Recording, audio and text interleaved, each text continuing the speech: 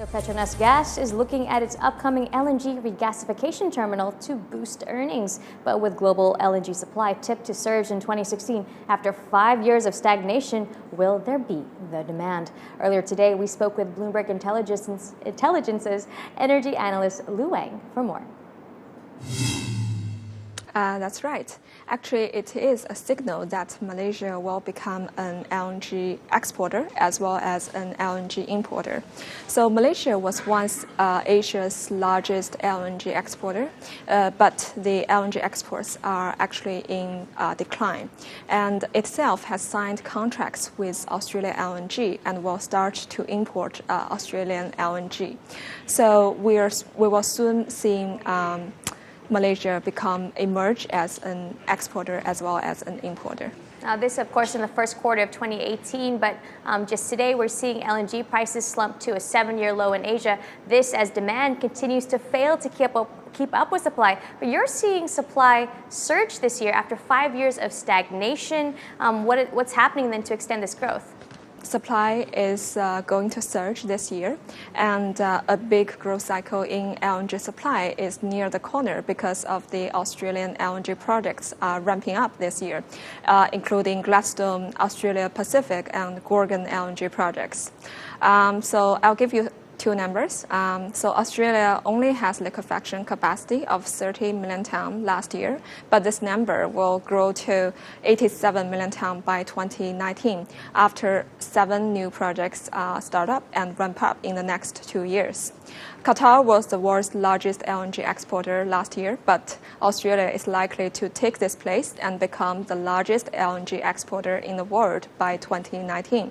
So I would say the surge in LNG supply is mainly due to Australia extending its growth momentum. So Lou, several players are vying to become the #1 LNG exporter, but just taking a look at the trends we're seeing, imports into Japan and South Korea, those are falling in the first couple months of this year. So again, that supply-demand dynamic, what are you seeing?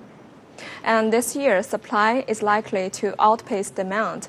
In the first 2 months of 2016, we're seeing global LNG exports actually fell 4% year on year, because of lower demand in Japan and South Korea. At the demand side, the biggest uncertainty and downside risk is from Japan.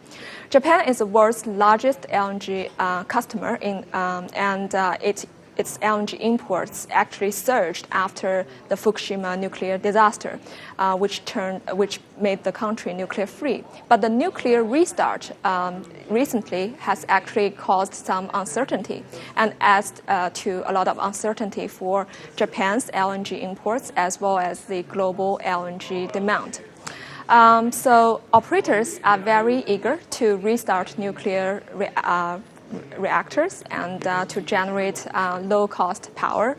So if there's more restart, then it will diminish LNG demand, and definitely it's not a good news for LNG imports. Now, of course, we're having this conversation as oil prices are above the $40 level. Are we seeing decoupling perchance between oil and LNG because of that transmission mechanism that we're seeing? Well, it's a likely trend, but it will take time to come true. As we just discussed, supply is likely to outpace demand this year. So we're entering into a buyer's market where customers are actually getting more bargaining power, and they would demand flexibility and the prices to reflect local gas market situation. But on the other hand, suppliers would argue for still oil-linked LNG prices to secure funding to fund those capital-intensive LNG projects. So it's hard to say. That's why I said it's likely in the long term. But in the medium term, oil prices will be the predominant benchmark for LNG prices. In the long run, Henry Hub, local gas trading hub prices, or oil and gas hybrid pricing may be the benchmark for LNG. But in the medium term, if oil prices stay low for longer, then contracted LNG prices delivered to Asia are linked to oil prices with about 3 months lag. They will have to endure cheap prices as well.